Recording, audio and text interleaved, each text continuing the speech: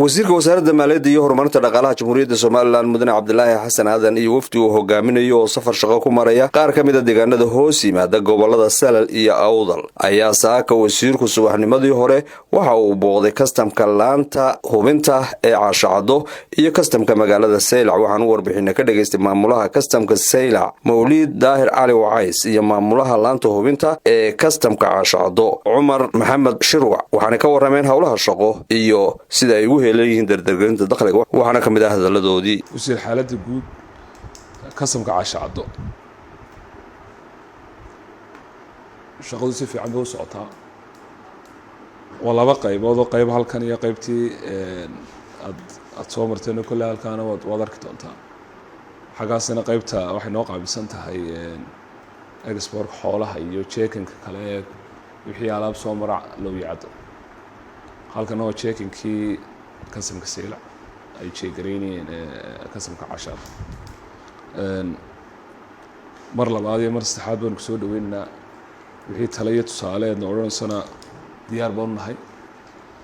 soo dhawow wasiir tani dhiirigelin buu tahay shaqaalihiina inay ku arkaan iraadaan maanta waxay miday mas'uulkiinii ugu sareeyay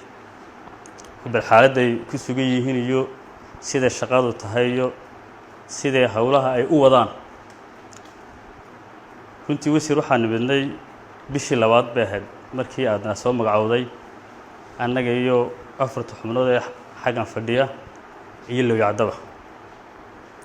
waxaan joognaa waa muddo bil iyo bara welitii labaad nooma dhama shaqadu haddaan ka warbixiyo guud ahaan waxa u socotaa si nabadgelyo ah wax dhiba ma jiraan kastamka Saylacna waxaa hoos yimaada 3 kastan oo uu loo yacda ka yahay xariirad iyo lawxaya dhamaantoodna waa nabad qabaan wax dhibaato ah oo laga soo sheegay ma jiraan hawlii dakhli runtana sidii loogu talagalay ay u socdaan markaa wasiir waxaan ku leenahay soo dhaw sharaf bayna noo tahay inaad maanta aad gobolkiisa aad nagaga daba timaado adoo u kuurgalaya habsamo socodka shaqada waxaan wasiir soo dhawow waan ku mahadnaqaynaa dhanka kale wasiirka wasaaradda horumarinta maaliyadda Jamhuuriyadda Soomaaliland Mudane Cabdilaahi Xasan Aadan oo ujeedada safarkiisu ahayd u kuurgalida xaaladda shaqo iyo dardargelinta dakhliga ayaa waxa uu mas'uuliyiinta u boqday ku booriyay inay dadaalka halkaasi ka sii laabaan waxaana kamid ah hadalkiisii waxaan u nimid halkan inaan xuwaal u noqono oo aan soo aragno duruufta shaqo iyo shaqaale ee ka jirta